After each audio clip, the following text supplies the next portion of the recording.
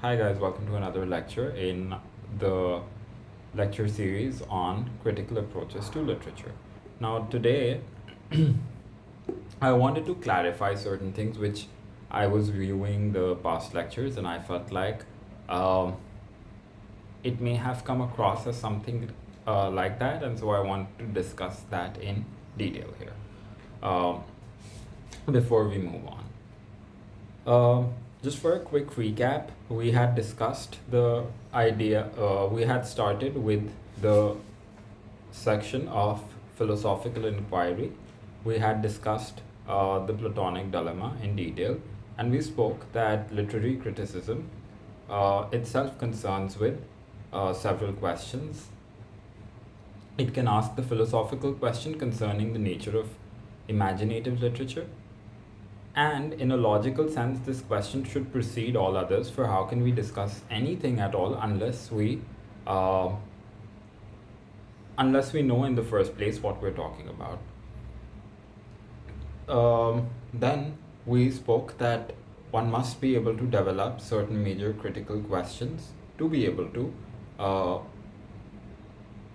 approach a piece of work in the right way, and we also spoke about the part that that these questions need to be normative rather than descriptive questions. Uh, they need to seek to discover how to distinguish the good from the less good and the bad among literary works. Then we also spoke about the part that we may tackle the psychological problem of how the literary mind operates in its creation. And finally, criticism may ask no questions at all, but simply seek to increase appreciation on the reader's part by any one of a great variety of methods, ranging from objective demonstration of certain qualities to impressionistic, um, to reveal how the work is.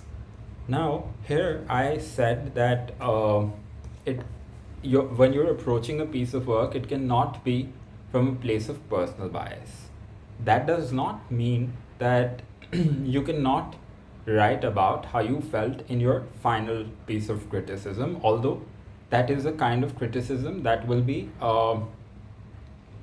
when you are to value different types of criticisms, then that criticism might not be of as much high value as a piece of criticism that's not just talking about your own personal emotions. That. Uh, now, after that, we also spoke about the different categories.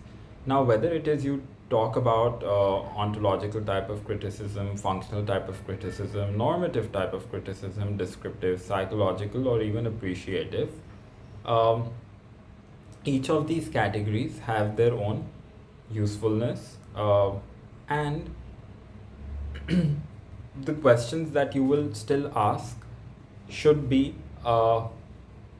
broadly from a place of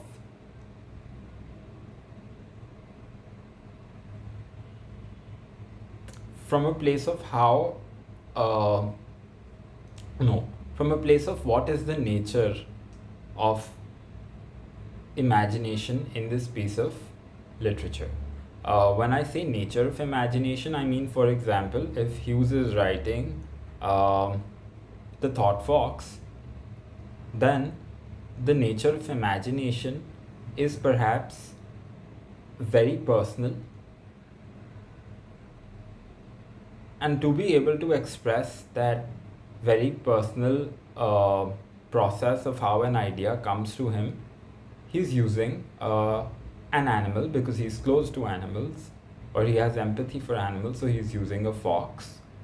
Um, he's taken perhaps a nighttime setting um, because it is a personal piece of writing, and when it comes to Hughes, he likes to he may like to write at night, or ideas may be occurring to him at night. Um, so I hope like I'm able to draw the process better. Also, one more thing that is really important to remember is that again saying when you're thinking, don't think first person. Because if you're thinking first person, when you're thinking of writing a piece of criticism, what happens is that it may take away from from being able to reveal how a piece of work will affect broader or a larger group of audiences. Obviously, when it comes to interpretation, it will be autobiographical in a lot of ways. For example, say I'm writing, say I am reading something like View of a Pig, okay? Now, in View of a Pig, in my POV, I can also say that no, but View of a Pig is not just about being okay with something that has happened, but View of a Pig is also about Hughes trying to develop empathy for an animal that is otherwise looked at with disgust. So now he's showing what disgust actually looks like when there is bloodshed. That's my personal POV, right? Because whenever you're reading a poem and trying to interpret it in the different ways, obviously it's your own imagination, if you're not going with other pieces of criticism, that comes into play. But at the same time, you must understand that when I say your criticism should not be autobiographical, I mean, don't write, I felt this. Write it in the sense that a reader will feel terrorized by this. Excuse me. Or a reader will feel this emotion. Obviously, for that emotion to be put there, it is you who's making that interpretation or whatever, right? But it is very important that you are able to write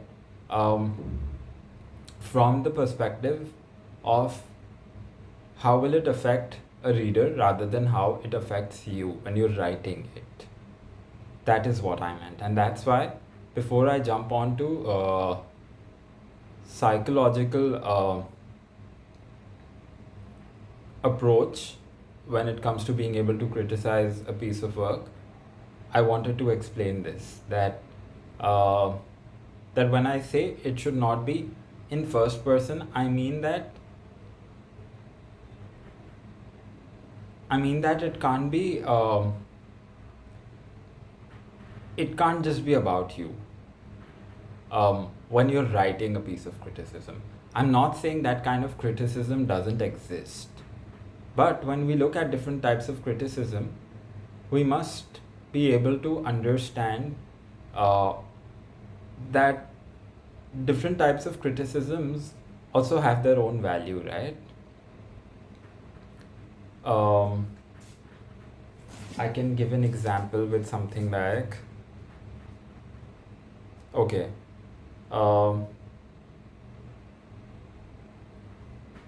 the Atlanta Journal-Constitution said, Plath is quite simply the diarist of our time. On the other hand, Jill Kerr Conway, author of Road from Corraine, said, to read Plath's diaries is to see a powerful transitional figure, not only a great writer, but a brilliant, tough-minded woman. And Christian Science Monitor said, Plath's precious literary talent blazes off the page. No one has put Sylvia Plath down on paper better than she did herself. Now, if you read all three of these, this one, Plath's precious literary talent blazes off the page. No one has put Sylvia Plath down on paper better than she did herself. That kind of stands out. Why does it stand out? Because of the fact that it's not just talking about how one themselves feel, but it's talking about the impact of the piece of work. That is something that's really important to understand, and that's what I've been trying to uh, slide in uh, with each lecture. That's about it for this video. If you like this video, don't forget to give me a thumbs up as well as subscribe to the YouTube channel. Also, perhaps press the bell icon to stay updated for whenever I drop new content. And yeah, the next one is going to be about the role of a critique, um, trying to criticize a piece of work psychologically, uh, or trying to talk about its psychological impact. Uh, that.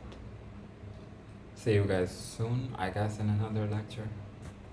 And yeah, before that, don't forget to refer to the notes, and don't forget to answer the question that's been given after the notes, because that will just help you